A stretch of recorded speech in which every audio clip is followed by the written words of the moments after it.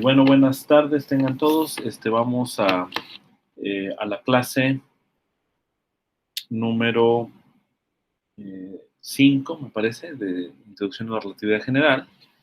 Y déjenme compartir pantalla.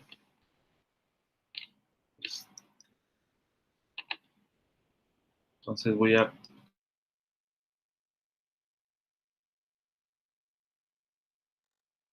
la clase número 5, ¿no? Entonces, clase 5 de Introducción a la Relatividad General. Bueno, parece ya más como una introducción a la geometría diferencial, pero bueno. Entonces vamos a comenzar con los temas. Bien, entonces, la vez pasada habíamos comenzado el tema de mapeos inducidos. ¿Ok? Entonces, eso es lo que vamos a continuar hoy. Faltó un mapeo. Entonces, básicamente lo que decíamos era... déjenme quitar esto de aquí. Si yo tengo aquí una variedad... Bueno, aquí teníamos el mapeos inducidos. Mapeos inducidos. Y en particular nos vamos a referir a un mapeo que se llama pullback, ¿vale? Que es como en el sentido contrario al push forward, ¿vale? Ahora vamos a ver el pullback, que es otro mapeo inducido, cuando tienes un mapeo entre variedades. Pues básicamente la idea es que yo tengo aquí una variedad, M, tengo otra variedad, N, y tengo un mapeo, ¿cómo salió ahora? Tengo un mapeo de esta variedad a esta, ¿no? Vamos a decir que aquí está el punto X, y aquí está el mapeo F. Entonces en este punto va a ser F de X, ¿no? Bien, entonces el asunto es que este mapeo entre variedades, pues va a inducir otros mapeos en los espacios tangentes. En el espacio tangente indujo un mapeo que es lo que llamamos el mapeo diferencial, ¿no? En algunos textos, ¿no? Ese mapeo diferencial también le llaman dfx, ¿no? Porque pues es un mapeo diferencial. Y este mapeo pues va del espacio tangente de la variedad M al espacio tangente de la variedad N. ¿Ok? Déjenme, voy a quitar aquí los avisos porque si no...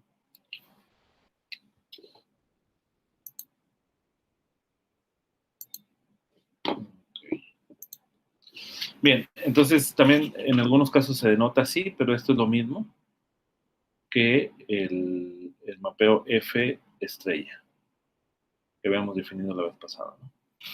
Y pero si ustedes se fijan es un mapeo entre espacios vectoriales. Entonces ahora, en el caso del pullback, lo que voy a tener es que igual el espacio tangente, vamos a agarrar aquí el espacio cotangente, perdón, ¿sale? Que lo denotamos con el T estrella M. Voy a tener un mapeo del espacio cotangente, pero déjenme aquí poner el otro espacio cotangente, que va a ser F de X estrella de la variedad N. Ahora el mapeo, si este mapeo va en esta dirección, ahora el mapeo va a ir en esta dirección, ¿no? Y este mapeo va a ser F con la estrella arriba, ¿no? Este de acá es el pullback. Entonces, este F estrella es un mapeo que va de T, del espacio cotangente, en la variedad N, al espacio cotangente en la variedad M. ¿Ok? ¿Cómo está definido? Bueno, pues este lo podemos definir fácilmente en términos del push forward o bien del mapeo diferencial, ¿no? Como hemos dicho, este de acá es el push forward, así también lo pueden encontrar, o mapeo diferencial. ¿Okay? Bien, entonces la definición del pullback, pues básicamente es que tomamos un vector en el espacio tangente y una forma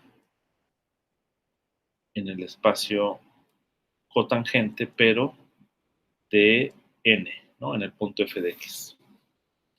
Entonces el pullback de W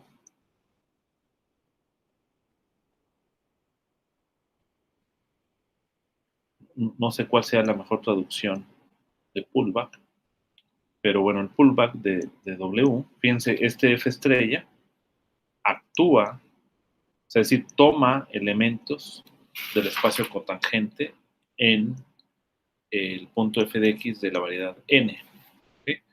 Entonces, por eso se dice el pullback de W, que quiere decir esencialmente que voy a tomar F estrella, se le voy a dar sentido a F estrella actuando sobre W, ¿no? Entonces el pullback sobre W va a estar definido como F estrella W, pero F estrella W es otro elemento del espacio cotangente. ¿Ok? Entonces este es la imagen, digamos, de este mapeo, es otro elemento del espacio cotangente en el punto X, pero de la variedad M. Entonces como es un elemento de este, actúa sobre un vector, ¿no? Por eso necesito aquí tomar un vector. ¿Sale? Entonces, ya que tengo este vector, la definición de esta cantidad es básicamente la acción de la forma que tomo aquí en el espacio cotangente. Acuérdense que estas formas, estas son los vectores covariantes, ¿no? Entonces, esta forma es, vamos a decir que este es el punto f de x. Aquí, digamos, extraje el plano tangente al punto f de x de la variedad n. Entonces, este de acá es w, ¿no? Este es un vectorcito también. Y este va a ser mapeado a través del pullback a otro vector, que lo voy a poner en esta dirección para que se note que puede transformar el vector. Y este vector es el F estrella W en el punto X. ¿Sale? Entonces este está dado por omega actuando sobre F estrella por B, ¿no? Donde F estrella, recordamos, es el mapeo diferencial.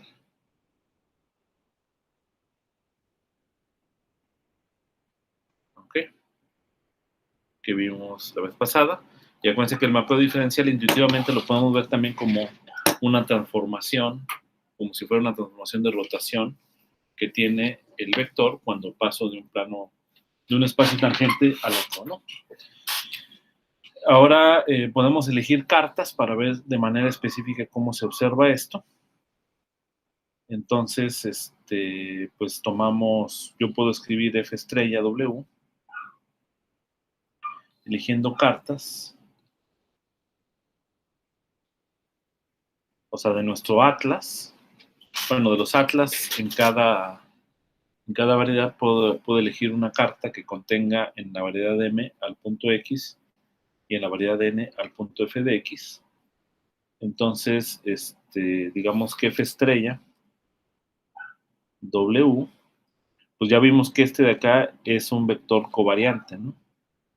Es decir, es un elemento de este espacio cotangente. ¿Okay? Entonces se lo puedo escribir como un Z mu de x mu, ¿no? Aquí ahorita no estoy distinguiendo entre índices de mu o latinos. En realidad aquí son cualquiera porque todavía no le metemos ninguna métrica a la variedad, entonces los voy a estar usando de manera indistinta, ¿no? Bien, entonces, y vamos a decir que la forma omega, pues también tenemos que esta forma es la forma que está en este espacio, ¿vale? El push forward está en este espacio cotangente. Entonces, la omega, sí, de hecho aquí la omega es esta, ¿no? ¿Vale? La omega, pues vamos a llamarla omega alfa de y alfa. ¿Okay? Entonces, para ver cuáles son los elementos, ¿sale? De Z mu, ¿no? Porque al final de cuentas queremos ver cómo transforma estos elementos, ¿no? En última instancia es lo que nos interesa. Entonces, lo que hacemos es actuar, ¿vale? Hacemos actuar F estrella W sobre D nu, ¿ok? ¿Por qué esto? Porque si yo actúo esto de este lado, Z mu de X mu sobre D mu, ya sabemos que esta es la base dual a esta, y entonces esto es justamente Z nu, ¿no? Entonces por eso necesitamos esta cantidad. Okay. Entonces ya tengo, digamos, Z nu, pues es F estrella,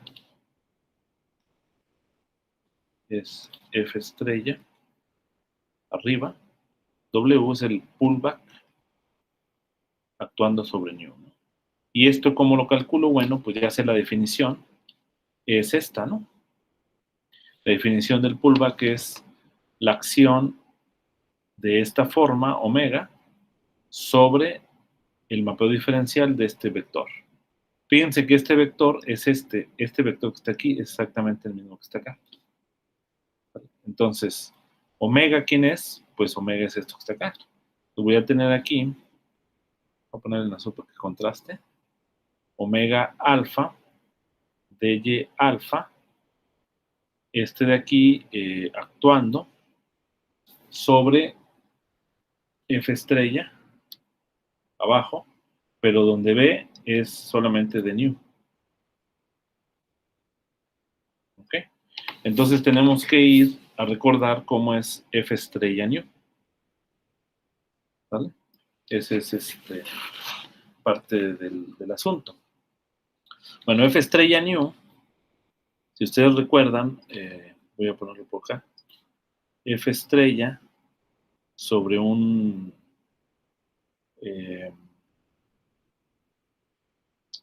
sobre un vector, ¿no? General, digamos. Esto de acá era un W, que lo voy a poner W tilde, pero no confundirlo con este omega. W tilde alfa derivada y alfa. ¿Ok? Donde este W tilde transforma de una manera particular en términos del vector B. ¿De qué manera particular?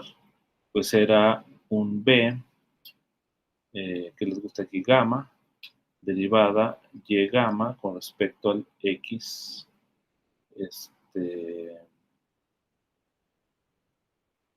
no, perdón, aquí me estoy equivocando. No debe ser gamma, debe ser alfa, porque está este índice alfa aquí, alfa y gamma, ¿no? Entonces, estos componentes se transforman de esta manera, ¿no? Pero ahora el B, en este caso, nada más es esta derivada parcial, ¿ok? O sea, en otras palabras, este es 1.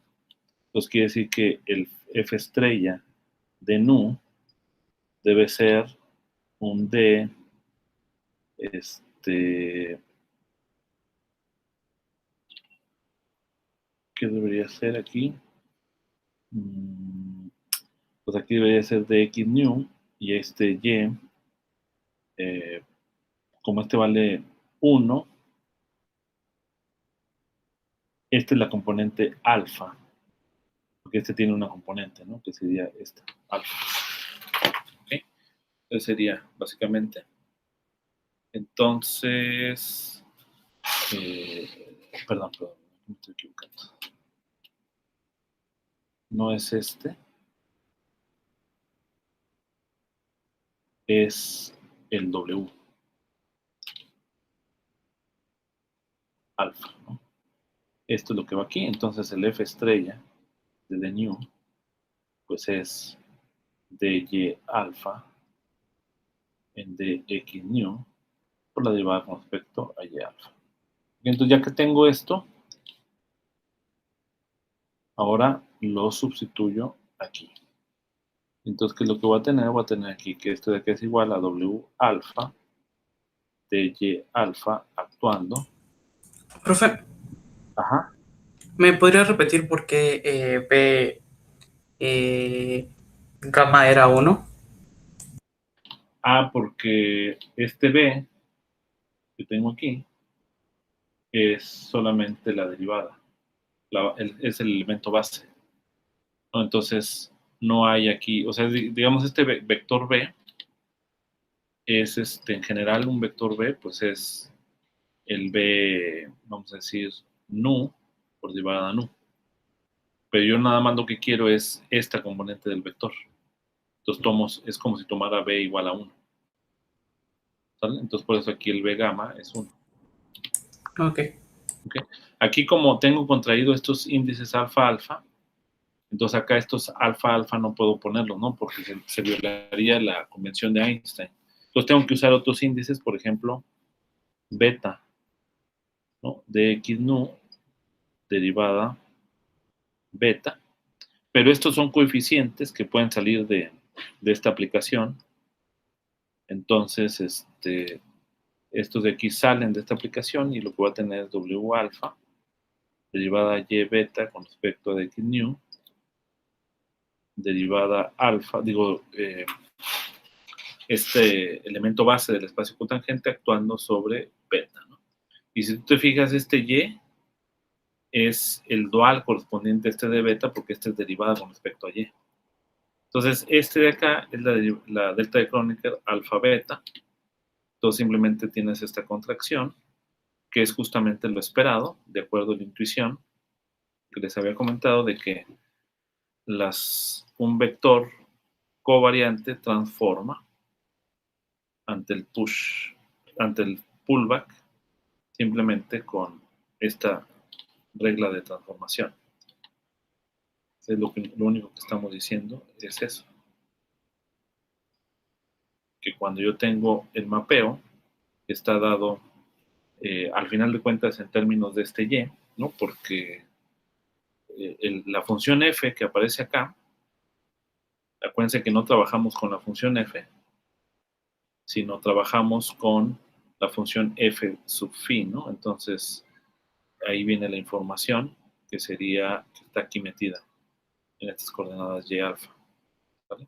Entonces, esta es la regla en cómo rota o se mueve, digamos, el vector covariante cuando yo hago un mapeo de una variedad a otra.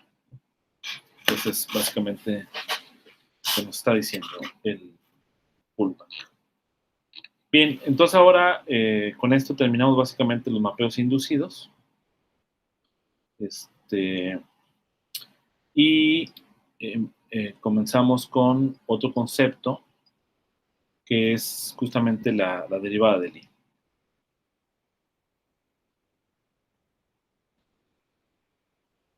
¿Ok? Vamos a ver.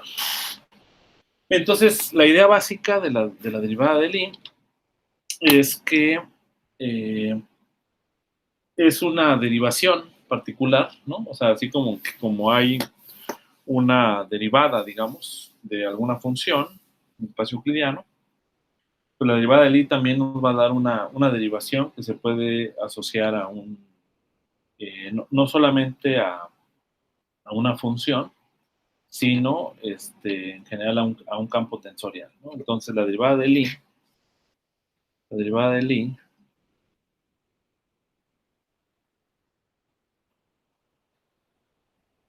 de un campo tensorial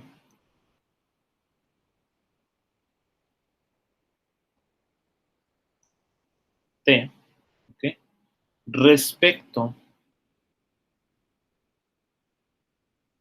a un campo vectorial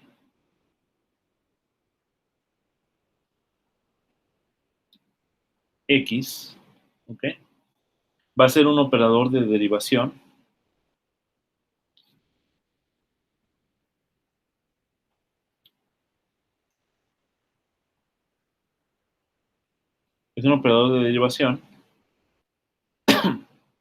de un p-tensor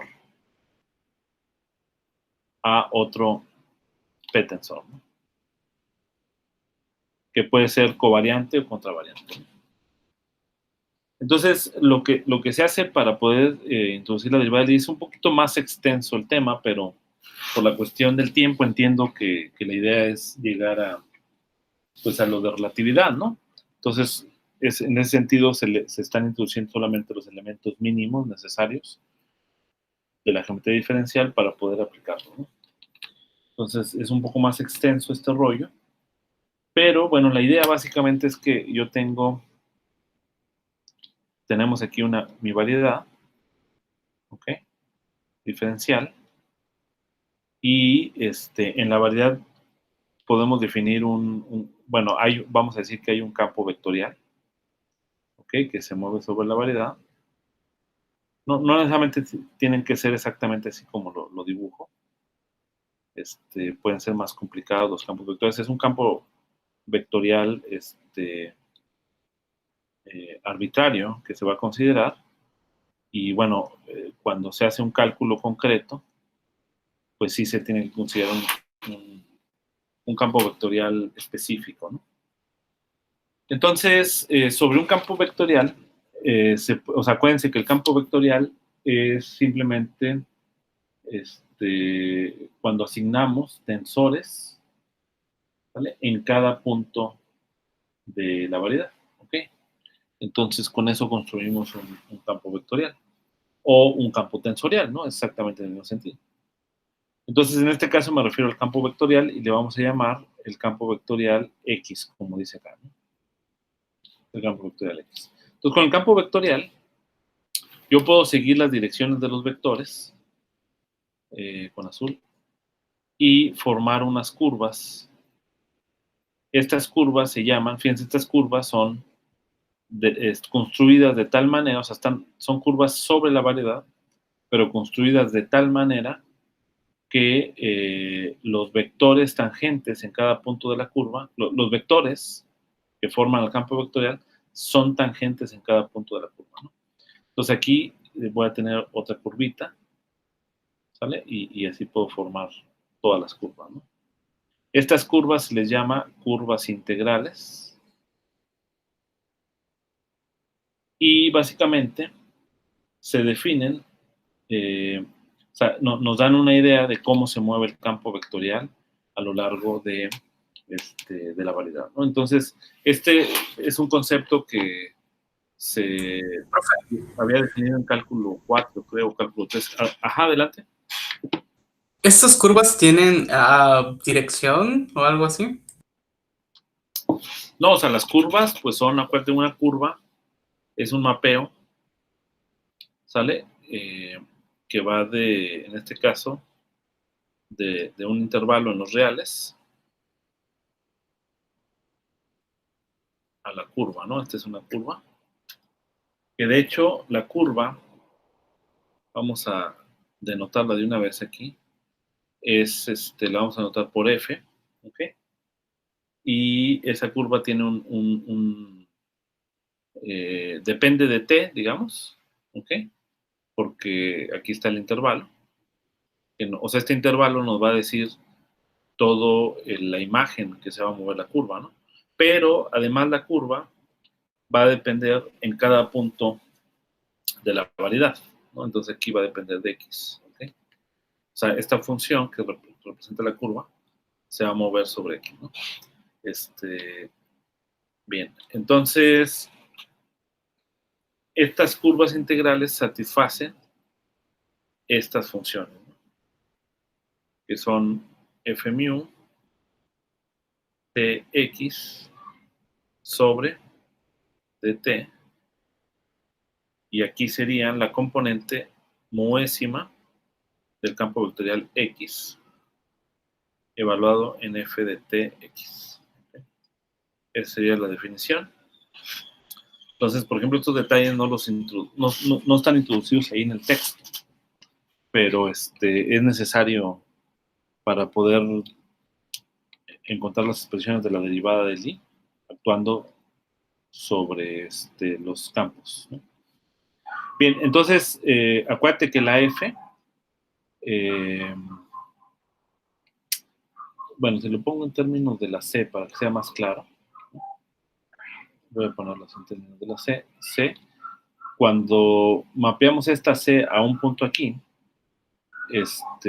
tenemos que hacer nuestro mapeo al espacio Rn con la coordenada phi. Entonces va en esta dirección, este va hacia arriba. Entonces de aquí construimos el mapeo que va de los reales hasta acá, ¿no? ¿Cómo lo construimos? Con phi con posición C, ¿no? Phi con posición C.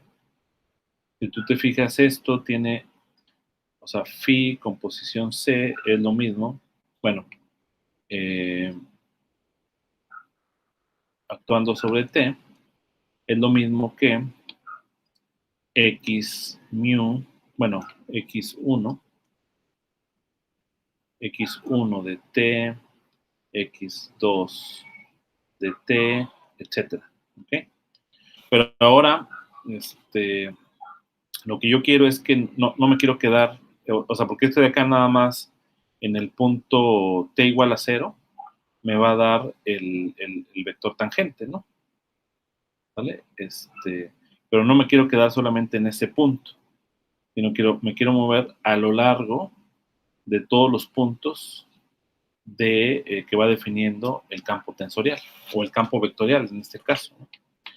Entonces, por eso extiendo el concepto a no solamente sino a una función f que depende, ¿vale?, de los puntos de la variedad.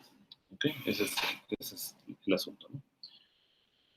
Bien, entonces ya tengo esto. El punto es que estos f también lo podemos denotar simplemente como f sub t.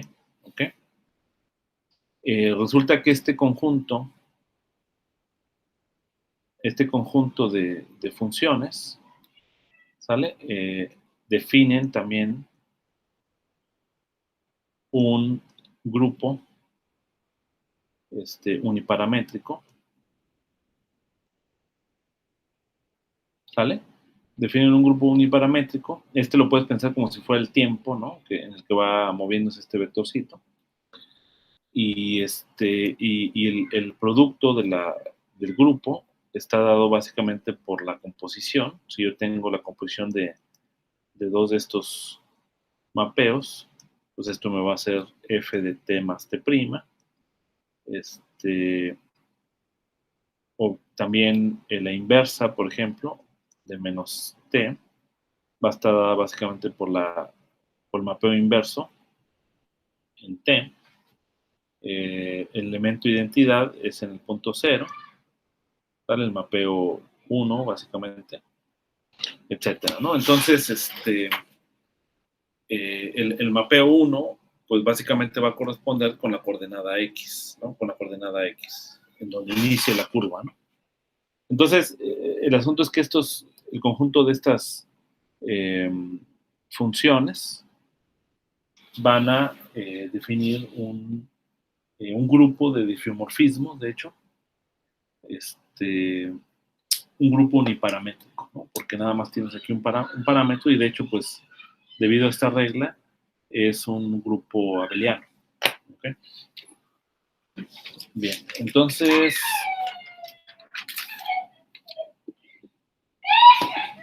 a ver, permítanme un tantito.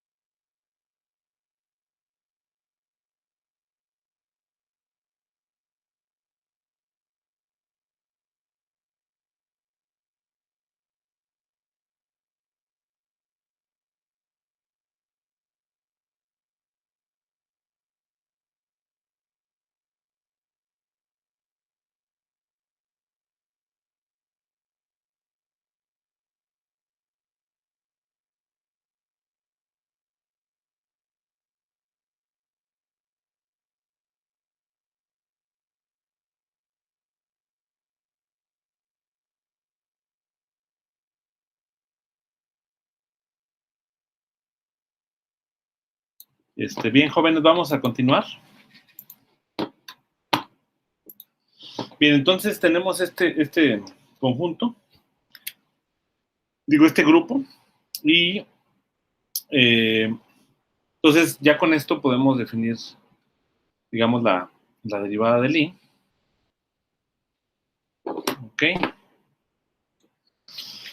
Básicamente se va a definir de la siguiente manera. Entonces, la derivada del I. Profesor, Sí. creo que no está presentando la pantalla. ¿No? Ah, ok. No. Perdón. Ahí va. Ya, ¿verdad? Ya se ve la nota, ¿no? Ya. Bien, la derivada del I en un punto de la variedad, ¿ok? En X, de un tensor contravariante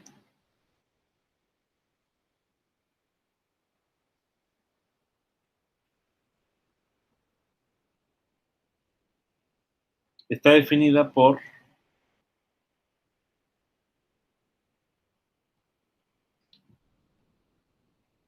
el siguiente mapeo, ¿no? Ahorita vamos a más o menos darle sentido al asunto. Entonces vamos a denotar la derivada como L sub X, pero este X es mayúsculo, que se refiere al campo vectorial X. ¿Ok? Y esto actúa sobre el tensor contravariante en el punto, aquí lo voy a poner minúsculo, X, ¿ok? De la variedad. Y esto de acá está definido como el límite, como una derivada ordinaria, límite cuando t va a 0, de 1 sobre t, de el mapeo diferencial inverso en t, actuando sobre el tensor, pero definido en el punto ftx menos el tensor en el punto x. Esa es básicamente la derivada. Entonces necesitamos trabajar un poquito con ella para poderle dar sentido geométrico a esta derivada. Pues básicamente,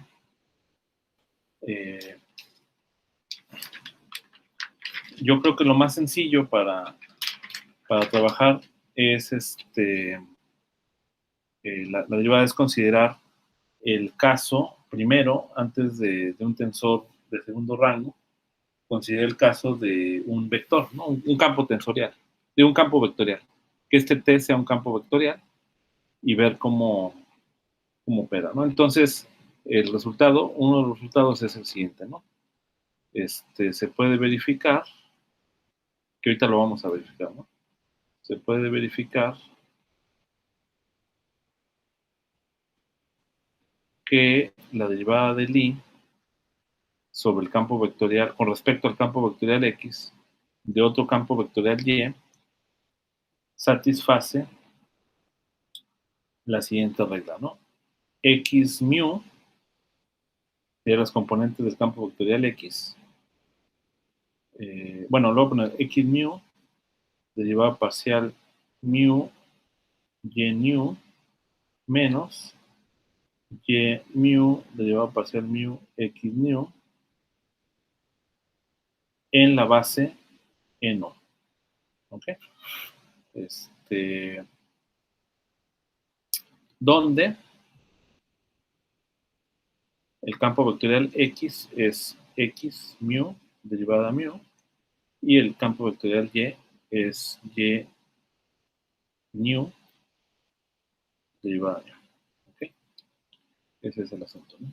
Entonces, vamos a utilizar básicamente esta definición que tengo por acá. ¿Vale? Estoy remarcando en amarillo.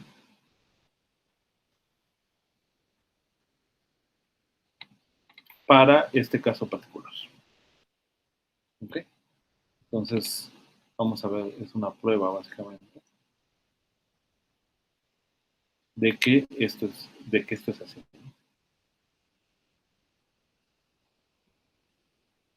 Entonces, todo el desarrollo que hizo la introducción de la derivada del I nos permitió estudiar propiedades de las variedades, especialmente aquellas asociadas con,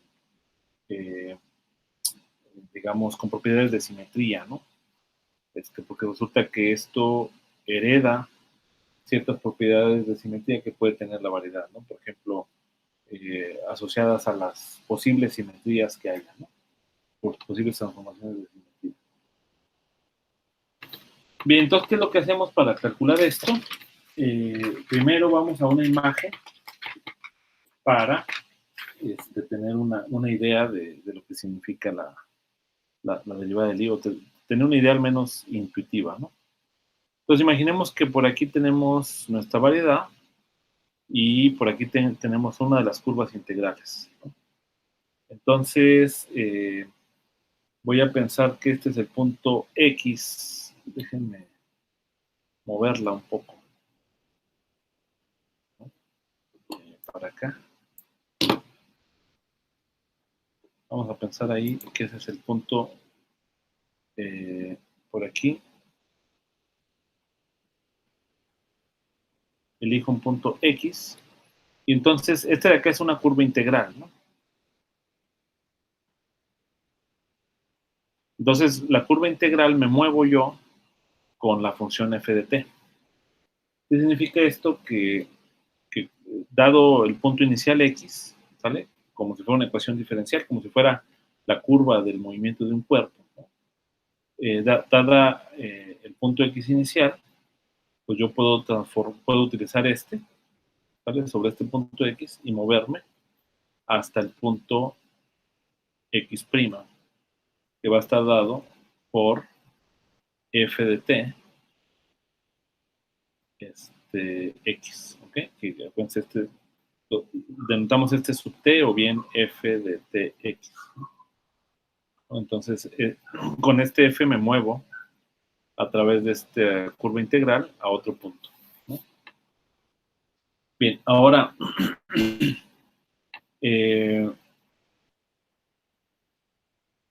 por aquí, en este punto X,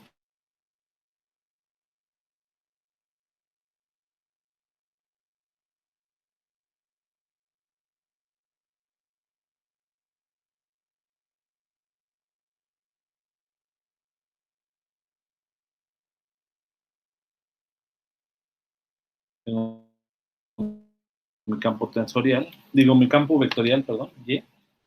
Y digamos que en este punto, pues acuérdense que el de la curva integral se genera con el campo tensorial X. Disculpe, ¿puede repetir lo último que dijo? Más o menos cuando dijo por aquí. Se está trabando, creo.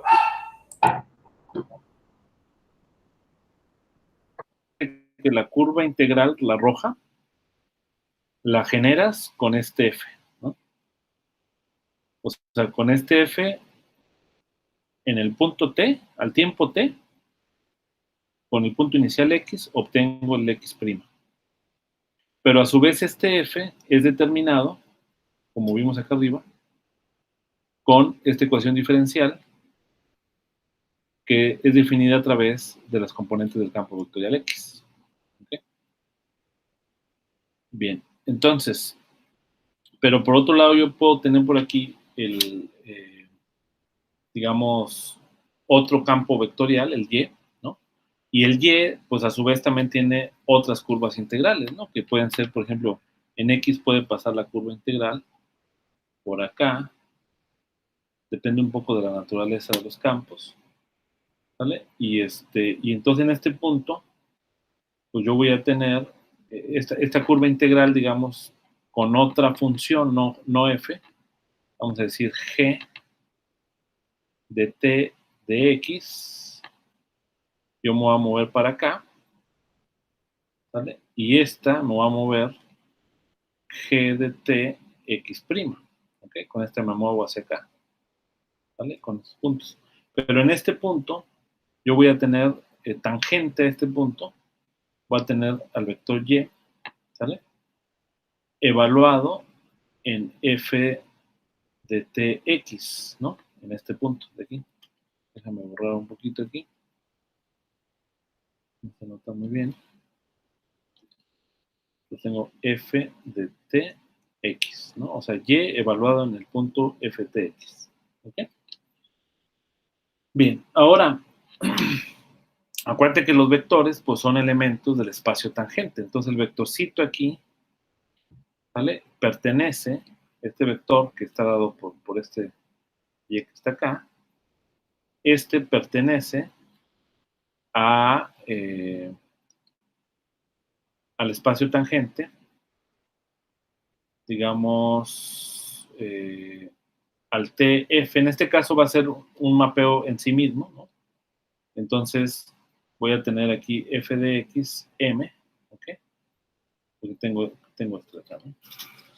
Bien, ahora, en el punto x, ¿vale? Yo puedo definir el y, puedo definir el y aquí, el vector y, pero en el punto x, nada más, ¿no?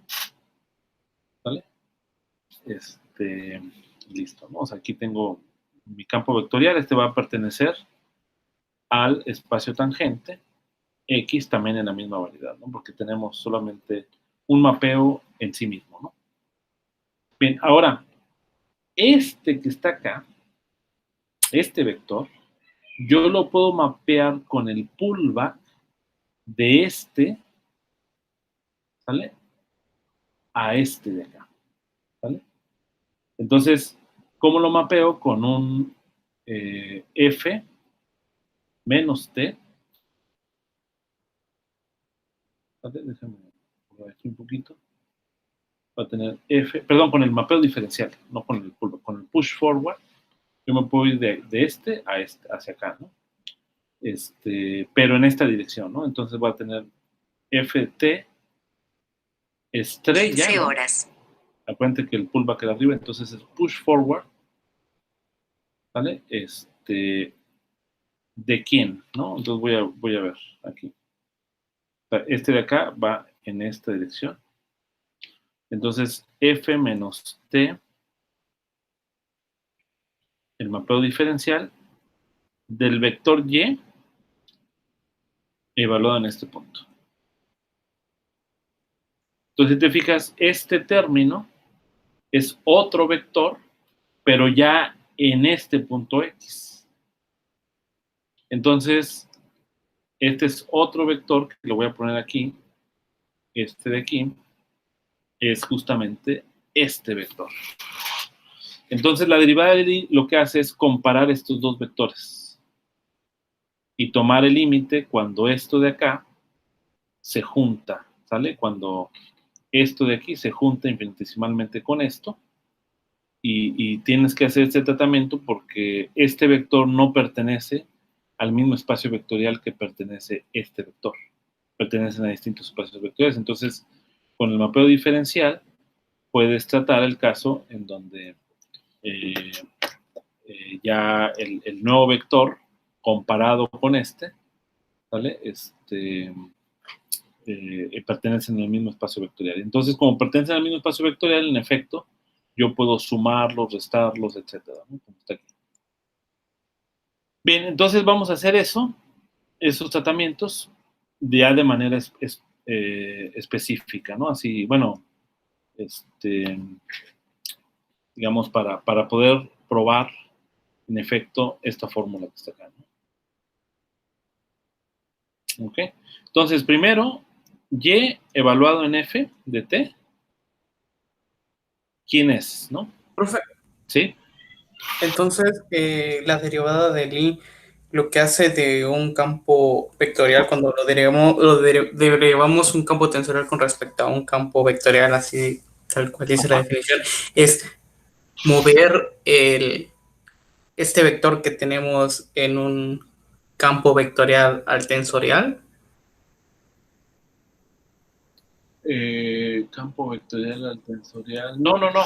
O sea, lo que hace o sea, lo que tú quieres es estudiar la manera en cómo los tensores, los campos tensoriales más bien, transforman. ¿Ok? Entonces, pero con respecto a las líneas definidas por un campo vectorial. ¿Ok? Entonces, digamos que en efecto depende, digamos, la derivada de Lie depende de cuál sea el campo vectorial.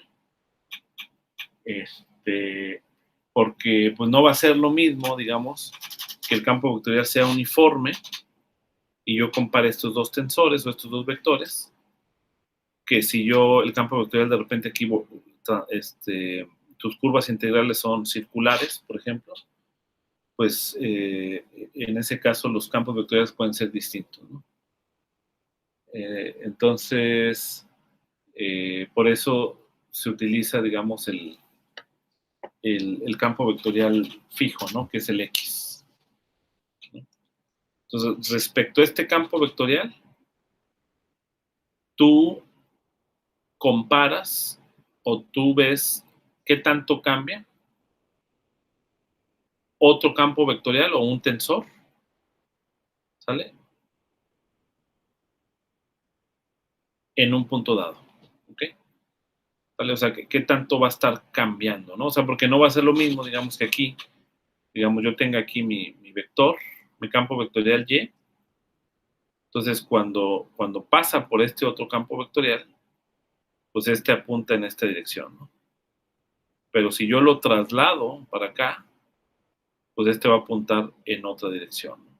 Entonces, para poder comparar este con este, lo que hago es justamente el mapeo diferencial. O sea, mapeo este al correspondiente espacio vectorial y entonces comparo los dos y puedo decir, ah, mira, este difiere de este y la diferencia básicamente es la diferencial, ¿no? Pues es la derivada de Sí, entendí bien. Entonces, con el pullback, ¿podríamos hacer algo parecido a una integral de Lie? No, con el pullback lo que haríamos sería para el caso de las formas diferenciales. O sea, con el pullback vamos a poder darle sentido ahora a esta cantidad, L sobre el campo vectorial de omega, ¿ok? Donde omega es es un elemento del espacio tangente. Entonces, porque aquí estamos hablando nada más de un campo vectorial y de hecho dijimos la derivada de Lie para el caso de campos contravariantes, campos tensoriales contravariantes. Entonces, el pullback serviría para campos vectoriales, para campos tensoriales covariantes. Para eso serviría el pullback. Entonces, si quisiéramos regresar este vector al espacio en donde estaba, ¿podríamos hacerlo de alguna manera? ¿O sería otra vez usando la derivada de Lie con respecto al otro espacio y ver cómo se traslada al otro? No, o sea, al final de cuentas, o sea, la derivada de Lie nada más, digo, estos mapeos, F, Stray, etcétera, nada más se utilizan para poder llevar este vector al espacio tangente en donde está este. ¿Okay? Entonces, en realidad no es que uno se regrese, ¿no? O sea, digamos, ya después de que tomas el límite, pues ya esa es la derivada de Lie, ¿no? Ahora, si uno quiere ir de un espacio a otro, pues simplemente con el push forward, ¿no? A lo que me refería era a si pudiéramos hacer algo similar a una integral de Lie. Ah, bueno, no, ahí es distinto, ¿no? O sea, de hecho, para integración necesitas definirlo de las formas exteriores, ¿no? Sí se requiere introducir un poquito más conceptos, pero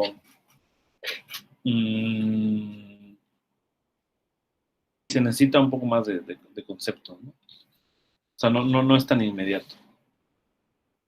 Okay. Es que usaba la misma base de lo de la derivada y que la integral era la primitiva, entonces pues eso, creí que podría ser algo similar. Sí, digamos, ¿no? Pero es diferente, ¿no? Porque no es en sí una derivada tan sencilla. O sea, sí va a cumplir con algunas propiedades de derivada, como como la regla de Leibniz y cosas así, pero hay que ser cuidadoso. Entonces, pero mira, vamos a ver cómo es que los... ¿no? Otra última pregunta. Y puede sonar algo raro, pero ¿en qué casos podríamos usarlo? ¿Sería algo como cuando estamos trabajando en diferentes espacios y querramos para ver estos vectores que estamos generando en las curvas? ¿Cómo sería? ¿O físicamente cómo lo podríamos usar? Ok. Sí, pues digamos que si estamos interesados en estudiar campos vectoriales sobre, mm, eh, bueno, una manera, un ejemplo más sencillo, ¿no? O sea, digamos en general, si tienes campo vectorial, pues te interesa ver la dinámica del campo vectorial sobre la variedad, entonces, pues la derivada de Lie te va a capturar un poco de información respecto a esa dinámica, ¿no? Pero hay otro ejemplo más en donde se va a utilizar más, y el hecho de que la derivada de Lie, que vamos a definir en un momento, que está aquí, ¿no? Esta derivada de Lie resulta que cumple también con las propiedades de un conmutador por el hecho de que este es un signo menos, ¿no? O sea, es decir, si yo intercambio x con y, la derivada de y con respecto de x con respecto a y va a ser el negativo de esto, ¿ok? Entonces va a funcionar como un conmutador, ¿vale? Ahora, cuando ese conmutador, digamos, pues va a definir, digamos, una especie de conmutador entre campos vectoriales, y con ese conmutador, que es básicamente la derivada de Lie, podemos construir el tensor de curvatura. Por ejemplo, el tensor de curvatura de Riemann, y bueno, pues ya de ahí, si tienes el tensor de curvatura, puedes, las ecuaciones, digamos, que describen la gravedad, por ejemplo, pues están en términos directamente del tensor de curvatura. Entonces, la derivada de Lie te va a hablar de eso, ¿no? Te va a dar información. Una vez que ya dotemos, digamos, a la variedad de una métrica, entonces la derivada de Lie respecto a esa, utilizando esa métrica, nos va a dar información también de la curvatura, ¿no? ¿Ok? Bien, entonces vamos a derivarla antes, vamos a obtener este resultado, y entonces fíjense, el y en el punto x, pues es el campo tensorial y mu evaluado en el punto x por la base de mu, ¿no? Entonces, y en el punto f de x, pues va a ser el campo tensorial. De hecho, aquí voy a borrar. Aquí va a ser el campo tensorial evaluado en el punto f de t de x, ¿ok? Por la base, pero ahora la base va a ser de mu, digamos, pero no es la misma base que está acá, ¿no? Porque esta base está evaluada en el punto ft de x, ¿ok?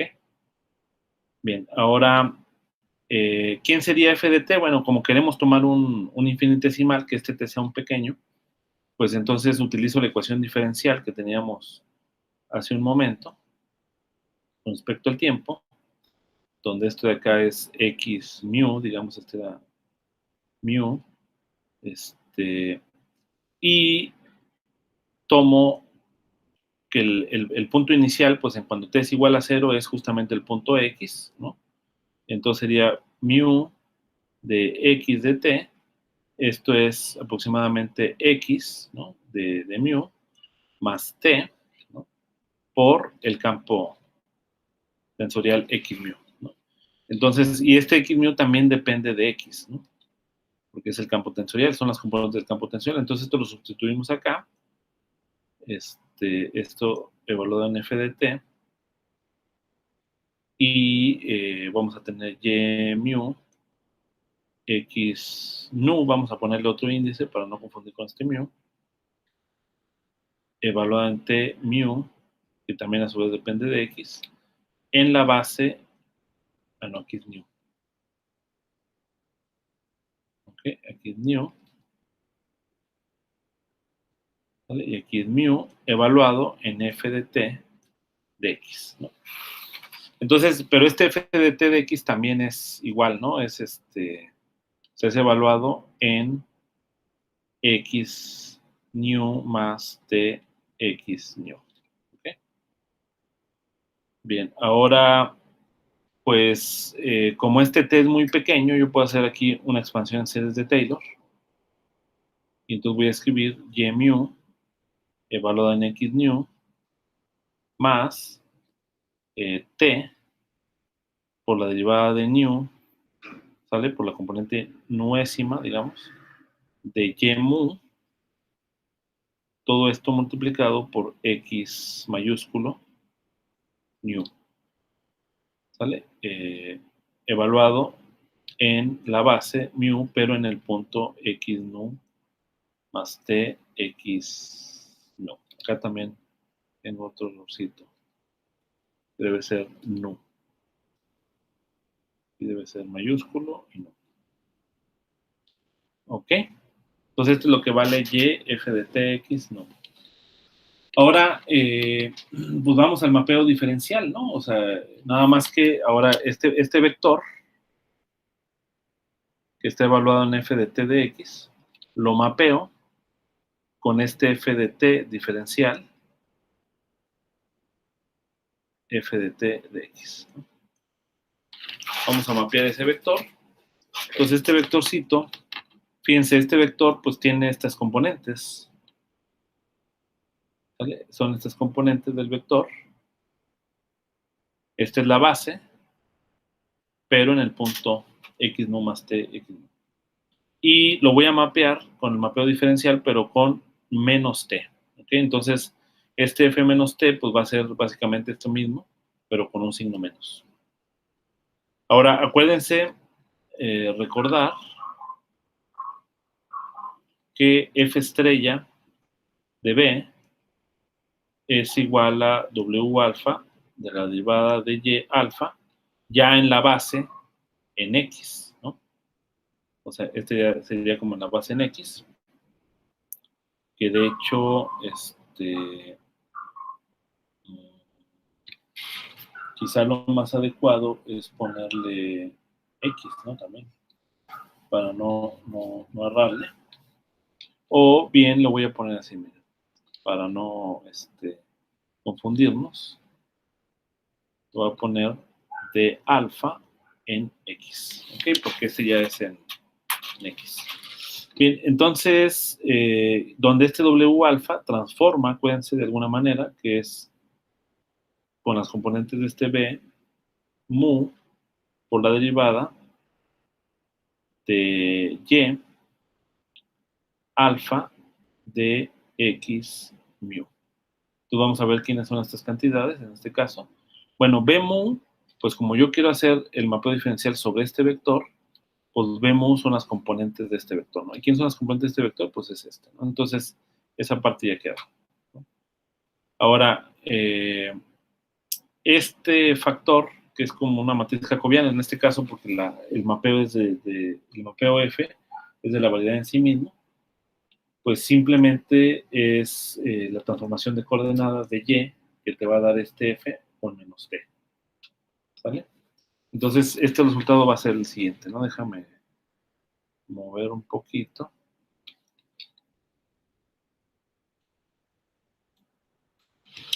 Bien, entonces, ¿qué es lo que vamos a tener aquí? Déjame lo pongo con rojo. Entonces, B mu, que sería esto que está acá. Entonces voy a tener y mu x más t de nu y mu multiplicado por x mayúsculo nu. Esto de acá es básicamente este de aquí, y luego derivada de y alfa con respecto a x mu, pero ¿quién sería y alfa? Pues es f en menos t, o sea, es decir, es esta cantidad, que sería x alfa menos t x alfa, ¿ok? y luego multiplicado por la derivada en alfa, ¿no? Pero ya en el punto X, ¿no?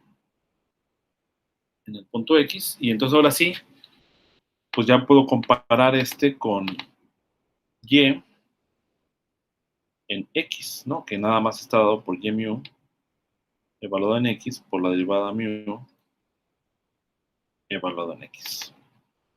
Entonces aquí nada más hay que hacer el álgebra, multiplico este término por este término, por este término. Bueno, aquí, al tomar la derivada, este factor nos va a resultar en delta mu alfa menos t derivada mu x alfa, ¿no? Entonces hay que hacer las derivadas y obviamente tomamos solamente términos lineales en t, porque los términos cuadráticos se van a anular en el límite. Entonces, en efecto, si yo construyo la cantidad 1 sobre t, Profe, f menos t, ajá, lo que está multiplicado no también sería una delta por t. ¿está? Ajá. No, porque aquí este es x mayúscula. Ah, es cierto, cierto. Y las componentes del campo tensorial x. Entonces aquí sería f de t de x menos y en x. Y esto de acá sería, fíjense, vamos a hacer los productos, va a ser este primero con este, ¿no? Entonces ese de acá va a ser 1 sobre t. Y, como aquí hay un alfa alfa, pues va a ser mu. Aquí va a transformar en mu. Va a tener y mu evaluado en x por d mu en x. Luego el siguiente término, que es lineal en t, va a ser este y este. Igual el mu, este alfa transforma en mu, y va a tener t derivada nu y mu por x nu mayúscula por la derivada en mu en x. ¿Okay? Y luego el otro lineal en t sería este con este primero, ¿no? Sería este, o sea, este y este. Entonces ahí aparece un signo menos, t va a ser y mayúscula, mu por la derivada mu de x alfa, pero, de x alfa nada más, y aquí sería de alfa en x. ¿Ok? Y luego el último término, que es la resta, ¿no? Pero ese término es exactamente igual al primero, y luego más órdenes de t cuadrado. Entonces, aquí podemos ver que este primer término cancela con este primer término, este t cancela con este t, y todos los órdenes cuadrados pues van a ser del orden lineal, de tal manera que en el límite cuando t va a 0, pues solamente sobrevive esto que está acá, ¿no? Y voy a agregar aquí el nu, ¿vale? Este alfa lo voy a llamar como no para que sea mu también, lo voy a llamar mu aquí y este lo voy a llamar nu, ¿no? Entonces, de esa manera, tengo que la derivada del i del campo vectorial y con respecto a este otro campo vectorial, pues nos va a dar, va a ser x nu, derivada nu de las componentes y mu menos y nu, derivada nu de las componentes x mu de derivada mu. Y esto también define lo que se llama el conmutador de Lie.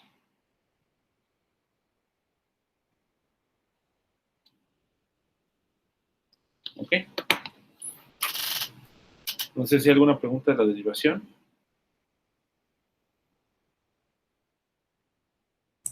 ¿Puedes subirlo tantito, Sí. por favor?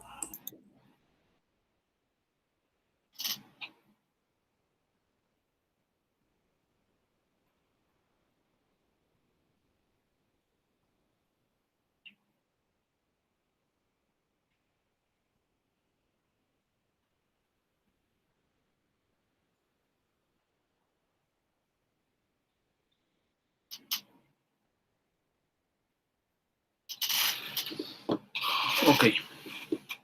Esa es básicamente la derivada de Lie.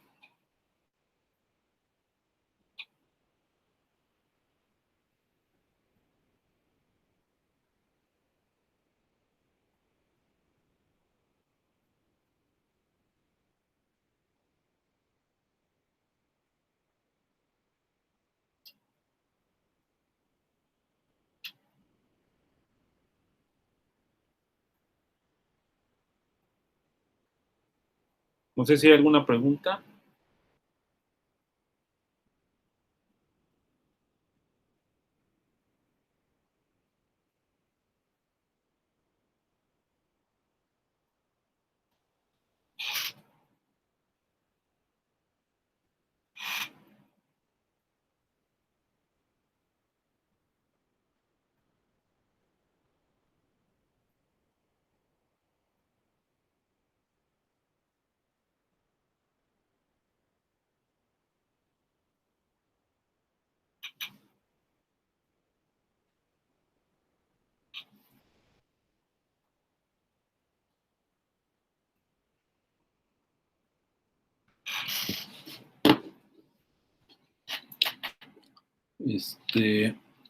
Muy bien. Bien, entonces, esta sería la derivada de Lie. Y se puede verificar varias propiedades, ¿no? Que les voy a mostrar aquí en un libro. No sé si lo alcanzan a ver. Es el libro de Nakahara, que también lo había mencionado. Entonces, déjenme ponerlo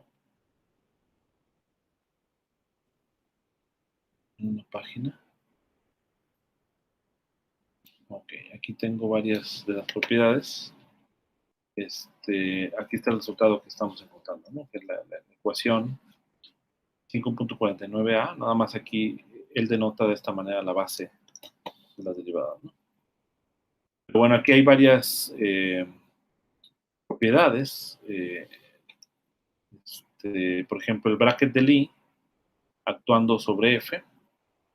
¿Sí? O sea, obviamente el bracket de Lie, que es la derivada de Lie, es también un vector, ¿no?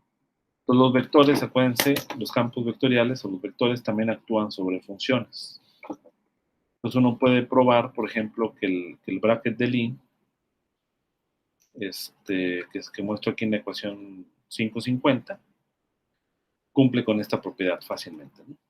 O sea, en esencia, pues solamente es tomar las derivadas y listo, ¿no? O sea, digamos, o sea, una manera de hacerlo es lo siguiente, ¿no? O sea, definimos el bracket de Lie de esta forma, ¿vale? Y tú puedes probar que la derivada de Lie, que está dado de esta forma, es exactamente igual al bracket de Lie. ¿Vale? De hecho, quizá lo podemos hacer antes de que termine la clase, ¿no? Sí, porque aquí lo mostré como si fuera una definición, pero sí, en efecto lo puedes derivar si uno define x, y actuando sobre f. Vamos a definirlo como la acción del campo vectorial y sobre f, y luego el resultado, que es otra función actuada sobre x, menos y, x actuando sobre f, ¿no? Entonces, pues ya sabemos que x es lo mismo que x mu por la derivada mu de quién, de y mu, y nu por la derivada nu de la función f, ¿no? ¿Vale? Y luego, entonces aquí esta derivada la tienes que actuar sobre y nu y derivada nu de f. ¿Ok? Luego va a ser menos, lo mismo, pero acá con el campo vectorial y nu, derivada nu, de x mu, derivada mu de f, ¿no? Entonces tomamos las derivadas y voy a tener términos cruzados. Va a ser la primera derivada, y derivada mu de y nu por derivada nu de f, ¿okay? Más, por la derivada de Leibniz, por la regla de Leibniz, más x mu y nu derivada mu derivada nu de f, y luego el resto va a ser menos y nu derivada nu x mu por derivada mu de f menos y nu x mu derivada nu derivada mu de f. Pero bueno, aquí estos conmutan y las derivadas también conmutan, entonces este de acá cancela. Y en efecto yo puedo factorizar aquí y puedo ya, digamos, eliminarme la acción de f y entonces decir que en efecto x, y es lo mismo que x mu derivada mu y nu menos, a este le voy a llamar también mu, ok, y nu, no, mu derivada mu x nu, todo esto actuando por d nu, ¿no? Y como esta derivada es la base, pues en efecto, pues esta es lo mismo que, o sea, de aquí se concluye que esto es lo mismo que la derivada del I del campo vectorial. Entonces, el campo, la derivada del I del campo vectorial Y con respecto al campo vectorial X es exactamente lo mismo que el bracket del I. Y bueno, el bracket del I pues satisface una serie de propiedades, por ejemplo, propiedades de bilinealidad, como está mostrado aquí en este ejercicio, propiedades de antisimetría, satisface la identidad de Jacobi, ¿vale? Y bueno, otras propiedades, por ejemplo, que el mapeo diferencial del bracket del I, este F estrella se distribuye en los elementos del bracket, ¿no? Ese es entre otras propiedades. Pero bueno, todo este cálculo que es sobre variedades, que es utilizando la derivada del I, no hace alusión a ninguna métrica, ¿no? O sea, es un cálculo en donde aquí la variedad, o sea, aquí si ustedes se fijan no hay métrica, ¿vale? O sea, no necesitas dotar, digamos, a la variedad de ninguna métrica para poder hacer diferenciación. Y esa es un poco la virtud de la derivada del I. No sé si tengan alguna duda.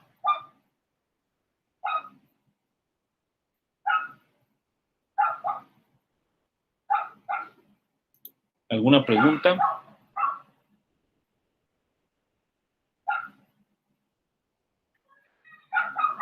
Profe, ¿sí conmutan? No conmutan. Pero cuando estábamos haciendo el conmutador de Lee, dijo que conmutaban. No, Dice, anticonmutan. ok, ok. Sí, o sea, de acá Sí, porque dos veces, sí. vas a probar. De hecho, algunos de los ejercicios que les voy a encargar van a incluir esto. Probar estas propiedades, por ejemplo, ¿no? Es una anticonmutación, ¿no?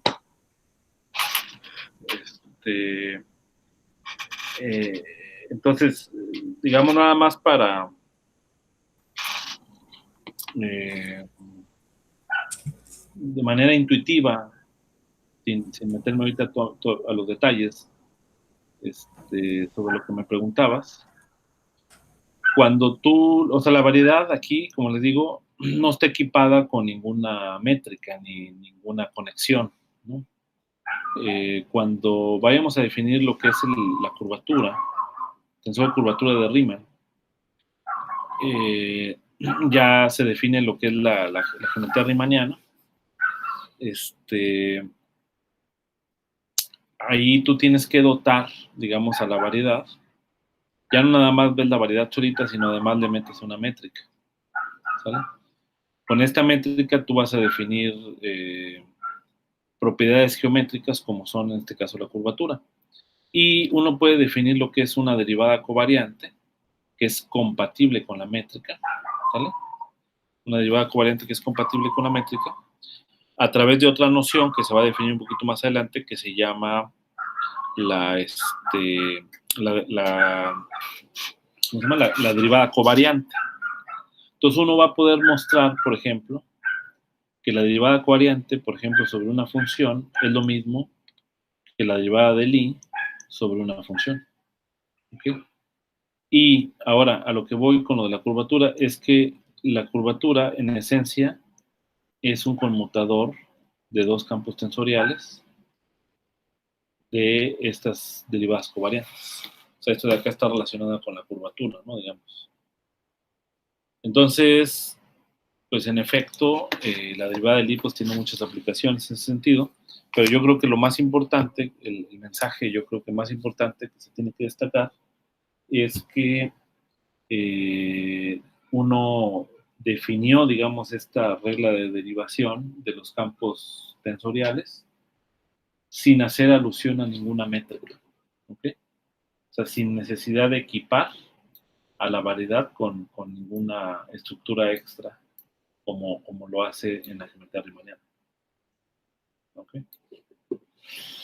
Bien, muchachos, pues ya no acabé lo que quería, que era encontrar la derivada del i de un tensor de rango 2, que ese era un poco el propósito, por qué calcular esto, pero uno puede demostrar, digamos, eso va a quedar ya para la siguiente, puedes mostrar que la derivada del i de un tensor, o sea, las componentes de la derivada de un tensor de rango 2, que es como viene en las notas, cumple con esta propiedad, xi derivada tjk, ahorita les voy a ilustrar para que ustedes lo hagan, xi, cómo se obtiene, ¿no? T y k derivada xj,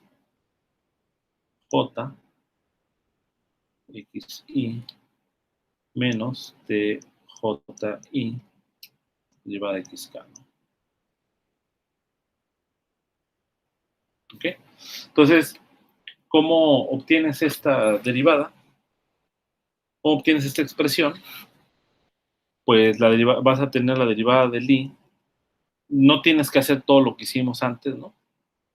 Sino es suficiente con expresar al tensor como es contravariante, pues va a ser t y j derivada i derivada j, ¿no? Esa es la base. Y la derivada del i de t lo vas a poder expresar como la derivada del i de x de ti actuando sobre las componentes por i. ¿Vale? Entonces, como estas ya son funciones, pues simplemente ahorita les voy a decir cómo actúa esta derivada, ¿no? Y luego va a ser más t y j derivada del i sobre x de este vector nada más. Producto directo de dj más t y j derivada del i, perdón, aquí sería derivada i, producto directo, derivada x de derivada j. ¿Ok? Entonces, ya sabemos cómo hacerlo, porque es justamente, de acá es la componente yésima de un vector, también, y pues es la derivada del i de una función, pero uno puede probar utilizando una definición, que la derivada del i de una función en esencia es x actuando sobre la función. Y esta x actuando sobre la función es x mu, derivada mu de la función. ¿Ok? Entonces, en cierta forma, pues es muy útil, digamos, ¿no? El concepto, ¿no? Y bueno, haciendo eso, tú vas a poder probar que la derivada de Lie, la componente IJ de la derivada de Lie de un tensor de segundo rango tiene esta expresión. Entonces, una de las características importantes de esto es uno de los ejercicios que se encargó de tarea, y es que esta expresión generaliza, por ejemplo, para el caso de funciones, el hecho de que esta acción sea invariante de Cartan, no sé si se acuerdan, que esto de acá es invariante de la elección de la carta. ¿Y por qué es importante eso?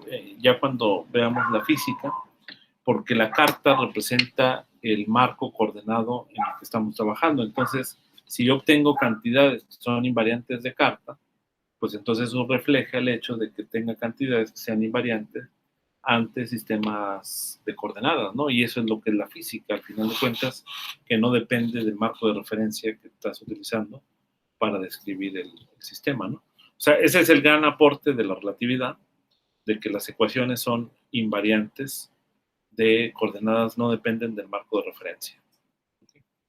Entonces, en ese sentido también, las expresiones que se puedan encontrar utilizando la derivada de Lie, pues nos van a dar expresiones que sean invariantes ante el sistema coordenado. Bueno, creo que ya me pasé bastante. Bueno, no más 9 minutos. Ajá. Profe, Sí. ¿se puede hacer otra pregunta? Sí. Entonces, con esta X que estamos definiendo, ¿podría decirse que sería como nuestra métrica? No, aquí no hay métrica. Bueno, si quisiéramos encontrar ya una derivada contravariante, pero tuviéramos una métrica distinta, pudiéramos usar una derivada de Lie, por lo que dijo, ¿no? Que eran similares. Entonces, mi pregunta es, estas X's eran en nuestras coordenadas de nuestra variedad, ¿no? Estas X que están acá. Ajá. No, estas son las componentes del campo vectorial X, de este campo vectorial que está aquí, ¿no? Encerrado en... Ok. Sí. Estas son las componentes del campo tensorial, del campo vectorial, perdón, y esta depende de X, ¿no? De las coordenadas de la variedad, ¿no? Sí, acá no tenemos métrica, ¿no? O sea, no hay, es la variedad solita, y aún así podemos definir todas estas propiedades. Pero si ya definiéramos una métrica, okay, o sea, de ahí pudiéramos encontrar la derivada de Lie. Sí, también. Sí, o sea, porque la derivada de Lie es una propiedad, o sea, es decir, es una propiedad que está asociada a los cambios que tiene un campo tensorial a lo largo de un campo vectorial. ¿Okay? Dado, ¿no? Ejemplo, si usáramos FLRW, ¿cómo quedaría la derivada de Lie? Que sería igual a la derivada contravariante, ¿no? ¿Cuál parte dices tú? Si utilizáramos la derivada de Lie a un tensor que estuviera definida, no sé, en la métrica FLRW. Es que tengo una duda por una partecita de... dices tú. Ajá, Sí, pero es que... digamos que ahí, o sea, la diferencia es que, digamos, ahí lo que tienes es, vas a tener una variedad, ¿no? Y vas a tener una métrica, vamos a decir, que es específica, ¿no? Entonces, igual, ¿no? O sea, digamos, en esta variedad, en ese espacio-tiempo, pues vas a tener campos o vectoriales, ¿no? Que pueden representar alguna cantidad física, ¿no? Vamos a pensar que, pues como esta métrica se utiliza más que todo para estudiar cosmología, vamos a pensar que tenemos la expansión del universo, ¿no? Y yo estudio un flujo de fluido, ¿vale? Que es representado por algún campo vectorial, B mu, D mu, ¿no? Ahora ya en la métrica, O sea, es decir, aquí sí, bueno, estas serían coordenadas locales todavía, pero aquí ya este mu pues tiene sentido en el sentido de que va de 0, 1, 2, 3, y los campos, cuando ya tienes una métrica, transforman, o sea, suben y bajan índices con la métrica. O sea, ya aquí con la métrica yo puedo, por ejemplo, pasarme de este campo vectorial al campo, al campo vectorial covariante, ¿no? Pero bueno, este B mu, el significado, puede ser que sea el flujo de fluido, ¿sale? De la materia, de cómo la materia, digamos, en el inicio del universo, digamos, aquí está el Big Bang, ¿sale? Se empezó a formar la materia y bueno, aquí toda la materia empieza a fluir como si fuera un fluido, digamos, a lo largo de la evolución del universo.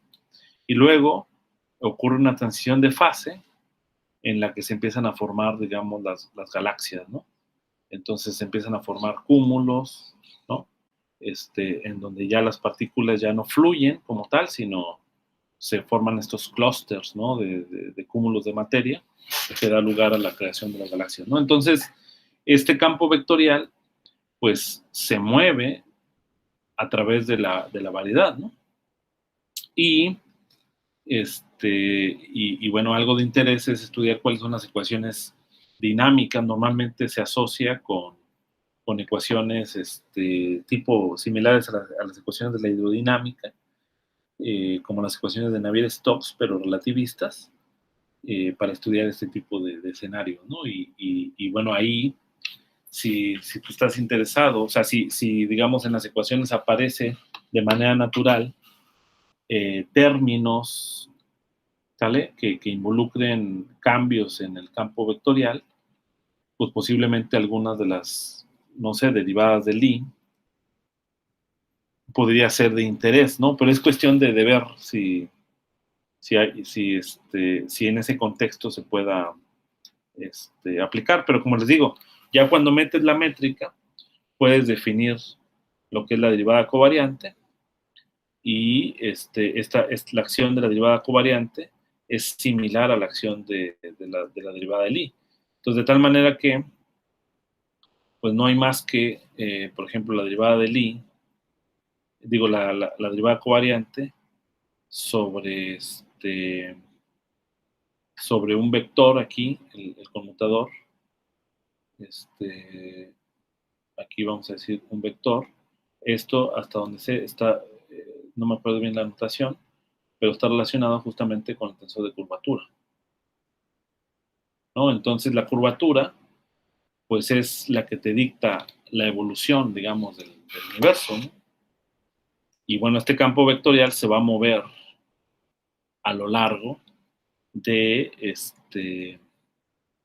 ¿cómo se llama? Del espacio-tiempo definido por el espacio-tiempo de Friedman-Robertson-Walker. Ahora, esos detalles, digamos, quizá se llegue a ver porque pues falta todavía mucho, pero quizás se puedan ver como ejemplo, ¿no? Ahora, la cosa es de que la dinámica, ya una vez que tienes la métrica y que entonces la derivada de Lie la puedes identificar, no exactamente igual, pero la puedes identificar con la derivada covariante, pues esto tiene información del cambio del campo vectorial a lo largo de la variedad, ¿no? Y esa derivada covariante, o la componente, ¿no? De la derivada covariante, van a aparecer de manera natural en las ecuaciones de la hidrodinámica relativista. ¿Ok? Ya, gracias. Sale, vale. Bueno, entonces, pues aquí le vamos a dejar y déjame buscar más ejemplos quizá, pero digamos, pues no hay que adelantarse todavía porque pues en realidad todavía nos falta más elementos. De hecho, después de la derivada de Lie, pues prácticamente terminamos con lo de la derivada de Lie. Se requiere introducir otras nociones que se llaman de formas exteriores, ¿no? Y después de estas formas exteriores, nos hace falta, déjenme les comento, ya con eso ya terminamos básicamente la sección. Entonces, el próximo viernes terminamos ya finalmente lo que nos habíamos propuesto, y a partir de lunes vamos a iniciar con la geometría riemanniana, ¿ok? Como tal, ¿no? O sea, ya le vamos a dotar a la variedad de una métrica riemanniana, y de ahí pues ya va a salir un poco más, va a ser mucho más sencilla ver la interpretación física, ¿no?